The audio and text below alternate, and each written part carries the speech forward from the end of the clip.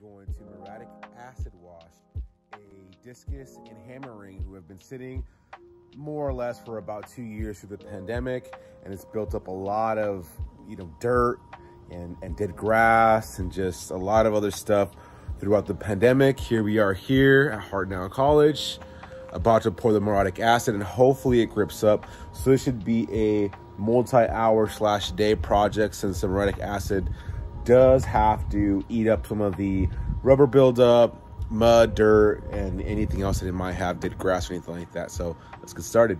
Start off just showing kind of what I got. So I went to my local Home Depot. They didn't have a huge amount of muriatic acid, but they did have a couple of containers. So hopefully we can knock out the discus and hammer ring, and it's nothing special. It's just a regular muriatic acid you can probably find at any of your local Home Depot or any other Lowe's store like that. So these are our hammer and discus rings. As you can see, there's always water buildup here in these rings, which is actually perfect for right now, since it actually requires for us to put some water onto the concrete prior to adding the acid. So do not add water to the acid. Put the water in first and then put the acid on top. So if you guys can see, is a discoloration. So this is regular concrete, and all this is all the buildup, and as you can see, some kind of erosion from the water actually sitting and being stagnant through the last couple of years. We try to fix that up, but we're gonna try and knock out this project first, which is actually just trying to eliminate all that dirt and mud buildup. And this is actually ultra slick. It's kind of like a really thin layer of just mud and just gunk. It just actually just makes me slip as soon as I touch that concrete. So we're gonna go ahead and spread this water out evenly so that we can start to add the acid into both of the rings. I might add a little extra water into this one just to properly spread out the water so that the acid isn't just sitting in just one spot. So hopefully it eliminates. This one's just mostly rubber buildup, but this one is definitely more dirt buildup. So let's see how it ends up, hopefully in an hour or two, or even the next day. So the first thing I did is actually apply a layer of water to both rings. The first and second ring had a little bit of water, so I just went ahead and brushed it around so that the acid didn't just stay in one place and kind of spread out evenly.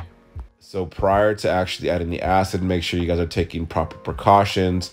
I myself am using a mask, but it's also recommended you use safety goggles as well as gloves. You are dealing with acid.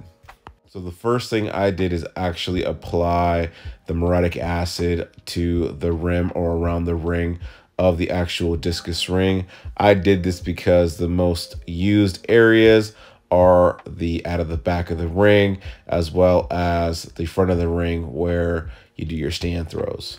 So I did go ahead and complete the complete circle before I started to apply any kind of acid towards the beginning. Make sure you guys are pouring the acid slow and not going crazy.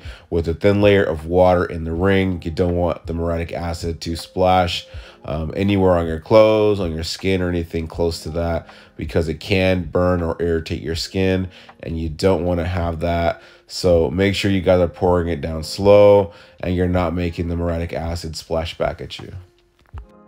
I also applied muriatic acid to the front portion of our ring, which is basically just a cement slab. I did put a little bit less water on the front area just to kind of experiment with the surface area that it would be. I also did do another discus ring, so 2 discus rings in total, a hammer ring, and 1 or actually 2 cement pads. So you'll actually see that here coming up shortly. This is actually roughly what the rings look like. It kind of looks like a soapy yellow. There's some kind of like bluish stuff there in the middle. Looks kind of gross. Again, kind of looks like soap. Same thing with the hammer ring.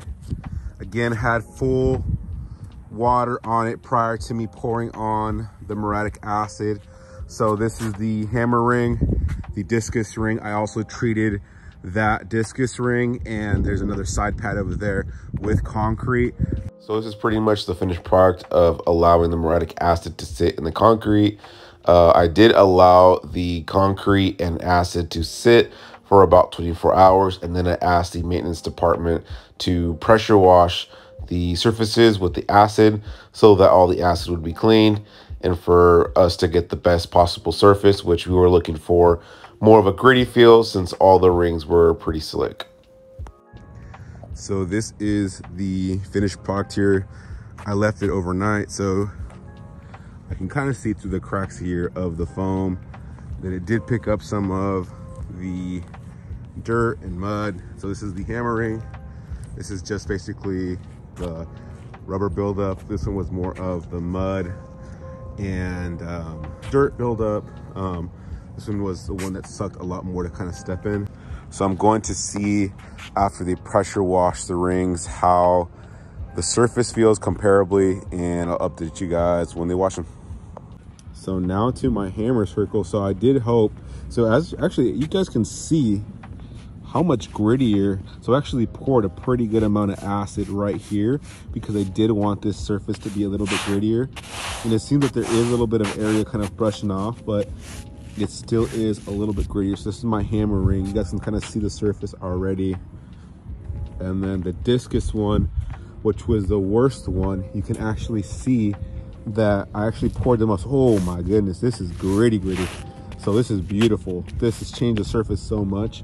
This had so much mud and dirt build up. So this was my first time adding any kind of muriatic acid to any kind of concrete or ring, and I did learn a couple of things. So you do want to add a little bit of water so that the water is spreading out the muriatic acid and evenly distributing the acid throughout the ring and not just concentrated in a certain area, or else your work will be patchy. So make sure you guys are adding a little bit of water. I added, I want to say a quarter or half an inch of water throughout the entire surface, and then I added the acid on top, making sure that it was slowly added and not just all dumped in there, because again, the acid can get splashed and it can ultimately irritate your skin and or another area that's exposed, right? So make sure you guys are adding the thin layer of water. Make sure you're brushing the water across. Do not brush the acid across because it will melt your broom or, you know, anything other that you're using. So this is Frankie Martinez. This is the end of the video. If you guys have any other questions, throwing related, throwing maintenance, anything like that, make sure you guys are leaving it in the comments so I know kind of what you guys are looking for content wise, and so I can make it for you guys. So this is the conclusion of the video. Make sure you guys are commenting, liking, and sharing so that you guys are able to spread the love or knowledge for anything throws, track and field, or strength related. Make sure you guys are following my Instagram at Coach Frankie Martinez and my coaching Instagram at Heart of a Warrior Strength. See you guys next time.